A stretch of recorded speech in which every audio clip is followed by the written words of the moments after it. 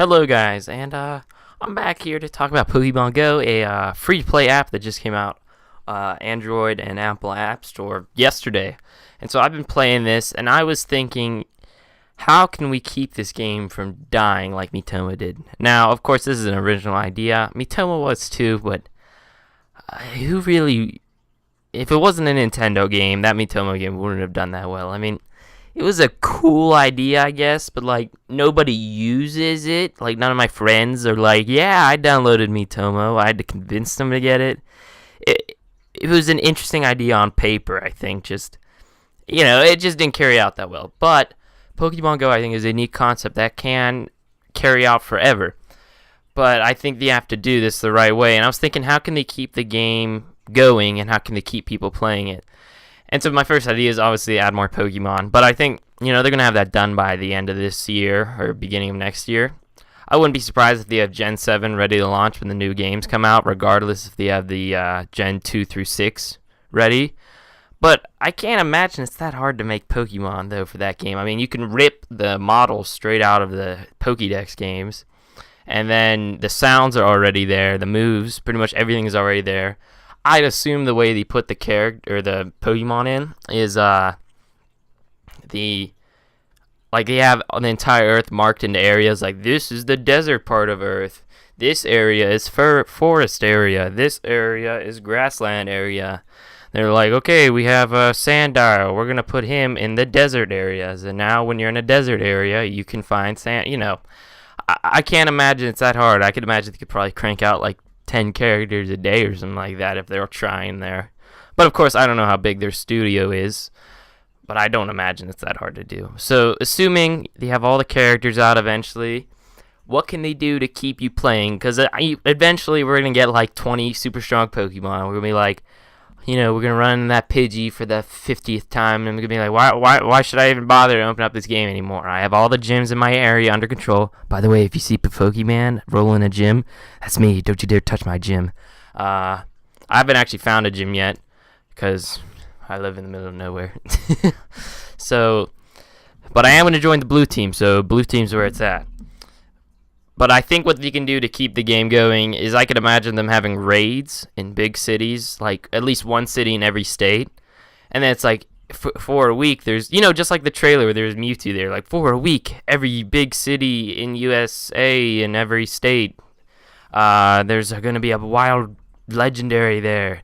And if between everybody in the city, they can take them down in that week, everybody in the state gets them, because that doesn't sound fair for everybody else in the world, like, because they didn't do anything.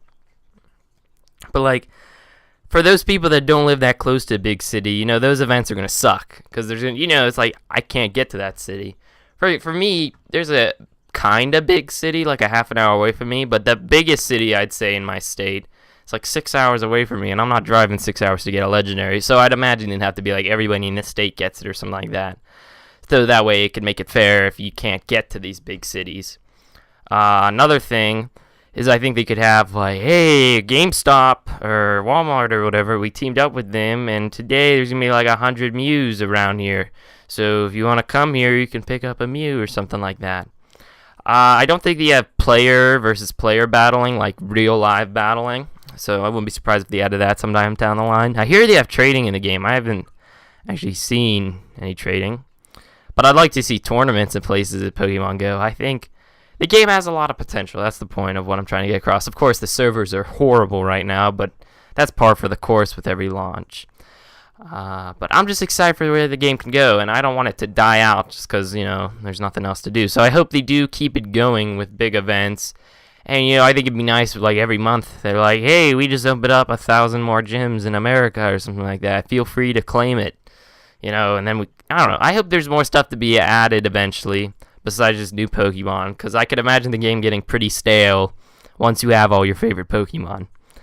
So there you go. That's my ideas of how they could keep it going. Have some special events, raids.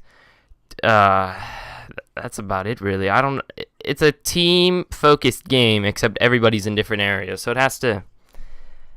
It's a weird game, but it's hard to think of ideas for what you could do for it. So post your ideas down below.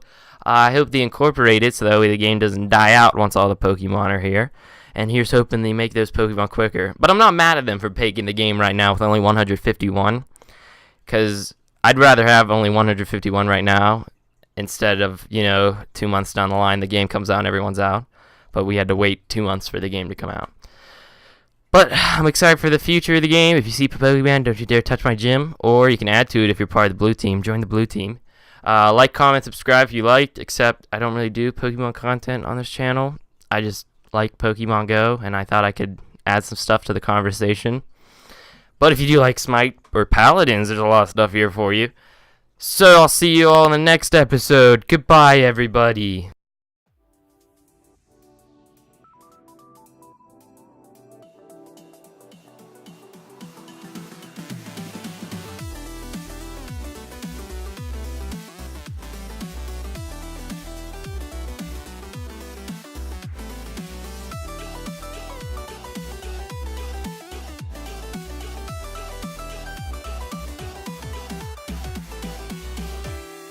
Ladies and gentlemen, what you're about to listen to is like nothing you've ever heard before.